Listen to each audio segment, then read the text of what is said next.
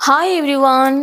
এই ভিডিওটি যদি আপনার চোখে পড়ে থাকে তাহলে দেখে নেব যে আপনার জীবনে আগামীতে কি হতে চলেছে, আহ, কি হবে আপনার জীবনে পরবর্তীতে। সো প্লিজ পজিটিভ থাকবেন। ওকে, ওয়াও, সেলিব্রেশন আসতে চলেছে। কোনো না কোনো বিষয়ে আপনি গ্র্যাটিটিউড অর্পণ করতে পারেন ডিভাইনকে।